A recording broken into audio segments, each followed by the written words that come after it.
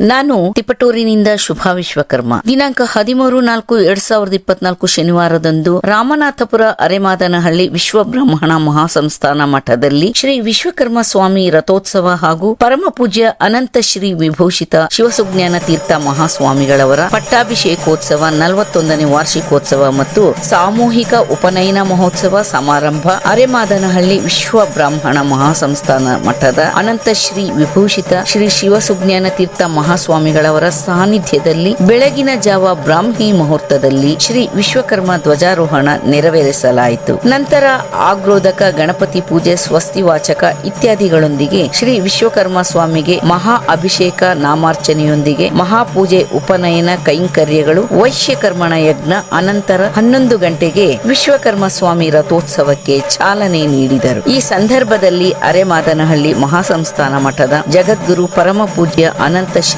ವಿಭೂಷಿತ ಶಿವಸುಜ್ಞಾನ ತೀರ್ಥ ಮಹಾಸ್ವಾಮೀಜಿ, ಚನ್ನಗಿರಿ ತಾಲೂಕು ಶ್ರೀ ಶ್ರೀ ಶಂಕರಾತ್ಮನಂದ ಸ್ವಾಮೀಜಿಯವರು, ಒಡನಾಳ್ ಕಿರಿಕುಡಲಿ ಮಠದ ಸದಾಶಿವ ಸ್ವಾಮೀಜಿ, ಶಿರದನಹಳ್ಳಿ ಮಠದ ಶ್ರೀ ಸದಾಶಿವ ಸ್ವಾಮೀಜಿ, ಶಾಸಕ ಎ ಮಂಜು, ಮಾಜಿ ಶಾಸಕ ಡಾಕ್ಟರ್ ಎ.ಟಿ. ರಾಮಸ್ವಾಮಿ ಹಾಗೂ ಮಂಡ್ಯದ ಲೋಕ ಶಕ್ತಿ ಪಕ್ಷದ ಪಕ್ಷೇತರ ಅಭ್ಯರ್ಥಿಯಾಗಿ ಸ್ಪರ್ಧಿಸುತ್ತಿರುವ ಎನ್ ಬಸವರಾಜು ಅವರು ಕಾರ್ಯಕ್ರಮದಲ್ಲಿ ಭಾಗವಹಿಸಿ ಸ್ವಾಮೀಜಿಯವರ ಆಶೀರ್ವಾದ ಪಡೆದರು. ಈ ಸಂದರ್ಭದಲ್ಲಿ ಎನ್ ಬಸವರಾಜು ಅವರಿಗೆ ಸ್ವಾಮೀಜಿಯವರು ಸನ್ಮಾನಿಸಿ ಗೌರವ ಸಮರ್ಪಣೆ ಮಾಡಿದರು. ನಂತರ ರಾಮನಾಥಪುರದ ರಾಮಲಿಂಗೇಶ್ವರ ದೇವರ ದರ್ಶನ ಮಾಡಿದ ಅವರು ಮುಂದೆ ಬರುವ ಚುನಾವಣೆಯ ಸಿದ್ಧತೆ ಬಗ್ಗೆ ಭಾಸ್ಕರ್ ಯೂಟ್ಯೂಬ್ ಚಾನೆಲ್ ಶುಭಾ ವಿಶ್ವಕರ್ಮರವರ ಸಂದರ್ಶನದಲ್ಲಿ ಅವರ ಅಭಿಪ್ರಾಯವನ್ನು ಹಂಚಿಕೊಂಡರು.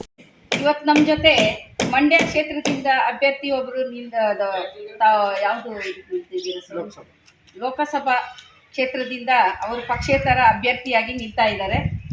ಅವರು ತಮ್ಮೊಂದಿಗೆ ತಮ್ಮ ಅನಿಸಿಕೆಯನ್ನು ಹಂಚ್ಕೊಳ್ತಾ ಇದ್ದಾರೆ. ಹೇಳಿ ಸರ್, ತಮ್ಮ ಅಭ್ಯರ್ಥಿ ಕ್ಷೇತ್ರದಿಂದ ಯಾವ ಕ್ಷೇತ್ರಕ್ಕೆ ನಿಲ್ತಾ ಇದ್ದೀರಾ? ನನ್ನ ಹೆಸರು ಬಸವರಾಜ್ ಅಂತ, ಮಂಡ್ಯ ಲೋಕಸಭಾ ಅಭ್ಯರ್ಥಿಯಾಗಿ ಸ್ಪರ್ಧೆ ಮಾಡಿದ್ದೇನೆ. ಲೋಕಾಸಕ್ತಿ ಬೆಂಬಲಿತವಾಗಿ ನಾನು ನಿಂತಿದ್ದೀನಿ. ಇವತ್ತು ಏನಪ್ಪ ಅಂದರೆ ಅರೆಮಾದನಹಳ್ಳಿಯಲ್ಲಿ ಇವತ್ತು ವಿಶೇಷವಾಗಿ ಪಟ್ಟಾಭಿಷೇಕ ಇತ್ತು, ರಥೋತ್ಸವ ಇತ್ತು. ಆ ಸ್ವಾಮೀಜಿನ ಆಶೀರ್ವಾದ ಪಡೆದು ನಾನು ಇವತ್ತು ಬಂದಿದ್ದೀನಿ. ಜಯಶೀಲರಾಗಿ ಆಗಲಿ ಅಂತ ನಿರ್ಧಾರಕ್ಕೂ ಕೊಡ್ತಾ ಇದ್ದೀನಿ. ಇವತ್ತು ನನ್ನ ಕ್ರಮ ಸಂಖ್ಯೆ 11 ತೆಂಗಿನ ತೋಟ 26/4/24ರಂದು ಮತದಾನ ನಡೀತಿದೆ. ಅದರಲ್ಲಿ ನನ್ನ ಜಯಶೀಲರಾಗಿ ಮಾಡ್ತಾರೆ ಅಂತ ನಾನು ಅನಿಸಿಕೆ ಇದೆ.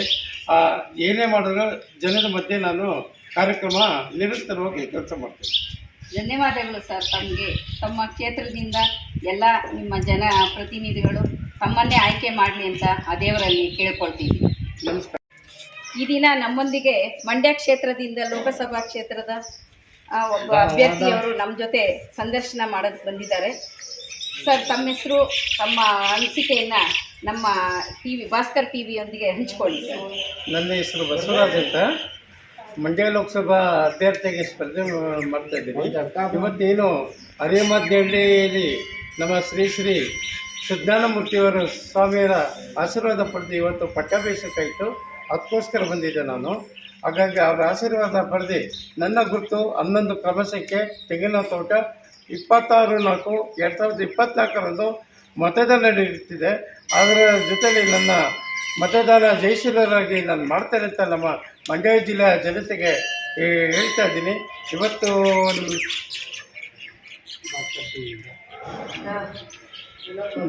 ನನ್ನ ಬಯಸಿದ್ದೀನಿ.